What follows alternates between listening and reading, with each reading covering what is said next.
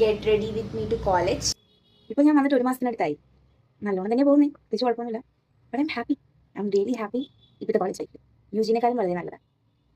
So first നമ്മൾ moisturiser ആണ് apply ചെയ്യുന്നത്. I'm not a pro in makeup or skin care, but I use that ഒരു routine ഉണ്ടല്ലോ, face wash, moisturiser, sunscreen. This is the method I use. പ്രത്യേകിച്ചൊന്നുമില്ല, കുറച്ച് moisturiser ഇടുന്നു, blend ചെയ്യുന്നു, and കുറച്ച് നേരം വെയിറ്റ് ചെയ്യുന്നു, എന്നിട്ട് സൺസ്ക്രീൻ ഇടുന്നു, ഐലൈനർ എഴുതുന്നു, റെഡി ആവുന്നു. ഇപ്പോൾ നമ്മൾ മോയ്സ്ചറൈസർ ഇട്ടു, എന്നിട്ട് നല്ലവണ്ണം ബ്ലെൻഡ് ചെയ്യണം.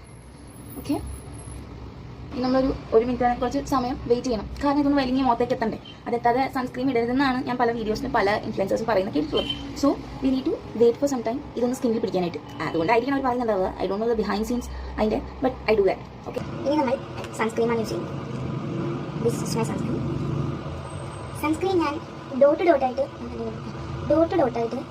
ഫേസ് ഫുൾ ഇങ്ങനെ ഇടും. 2 ഫിംഗർ റൂളൊന്നും ഞാൻ യൂസ് ചെയ്യാറില്ല. The reason why I am not using 2 finger rule is എനിക്ക് മുതലാവില്ല. ഓക്കെ, ഇങ്ങനെയൊക്കെയാണ്. You can follow this method. വേറൊന്നുമില്ല, ഇതിങ്ങനെ ഇടുമ്പോൾ എല്ലാ ഫേസിൻ്റെ ഏരിയയിലേക്കും എത്തുന്നതായി I felt. Face and neck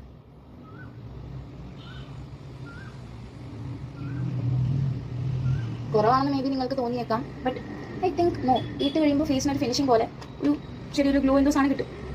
ഇത് ഇനഫാണ്. It's really nice sunscreen. ഞാൻ കുറച്ച് നാൾ ആയിട്ട് യൂസ് ചെയ്യാണ്.